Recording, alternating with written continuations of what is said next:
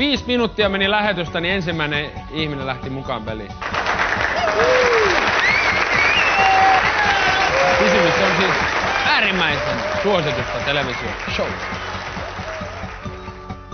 Pitäisiköhän tämä siirtää prime timeen, kun näyttää olevan suosiolla? Lauantai-iltaan kello 8 Huuman tilalle, kun näyttää olevan sen verran suosittu. Ei voi olla toi. Antti, terve! Terve. Sä lähit peliin mukaan sentään. Kyllä. Luojan kiitos, koska oikeastaan kukaan muu ei ole lähtenyt, niin saatiin sentään edes yksi soittaja tähän lähetykseen. Niin. Niin, kuka on kuvassa tai ei kuka, vaan mikä esine on kuvassa? Olisiko kirja? Ei oo kirja, ei oo kirja. Joo. No, nyt älä missään nimessä lopeta pelaamista, koska taitaa olla silleen, että sä oot ainut, joka siellä tällä hetkellä linjoilla on. Niin nyt pommita se kärkikymmenikö täyteen sun numeroita, niin me jutellaan tässä koko lähetys. Onko sulla stringit? Ai mulla? Niin. On, totta kai. Mustat? Nahkaset, semmoset punaiset. Okei, heippa. Joo, hei hei.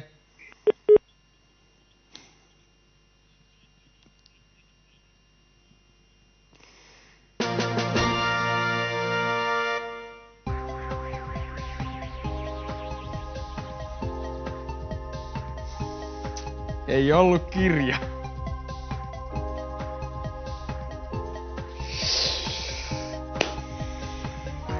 Potti nousi 275 € ja luukku auki.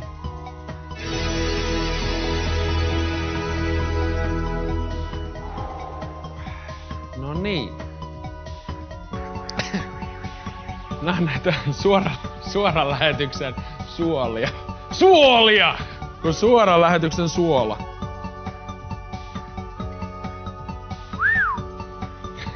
Hei. Sanotaan, väärät vastaukset edelleen rullaa tuossa alan reunassa. Eli älä vastaa niitä missään nimessä, sillä muuten menee sinun vuorosi hukkaan. 425 €. Meillä on siellä Kimi, terve! Hallo jätä hallo! No haloo. Mistäs päin Kimi oot? No kuule Helsingistä. Jaha, ihan lähimailta. Mä ajattelin, kun rähisee ja ratisee niin paljon, että sä oot jossain kaukana, no, mutta... on vähän huonot linjat. No ei se mitään. Hankitaan paremmat linjat noilla rahoilla. Mikä on kuvassa? No se on ihan selvä. Toi on puuhöylä. Ei ole puuhöylä. No haista vittu sit.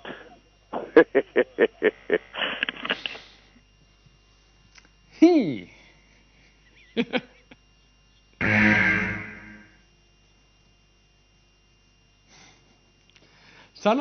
Sanotaan näin, että...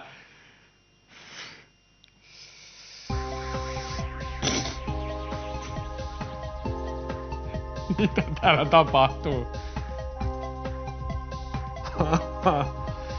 No, tuntuu näköjään siltä, että olemme pari kertaa soittaneet vahingossa tuonne mielisairaalaan.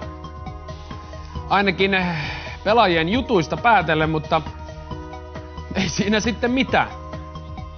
Nyt tehdään sillä tavalla, koska tänään näköjään tuntuu olevan jollain tavalla aika häiriintynyt päivä ja lähetys, niin...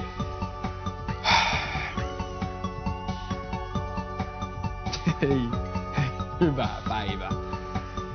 Ei tästä tuu mitään. Mä en halua enää puhua kuin yhden ihmisen kanssa.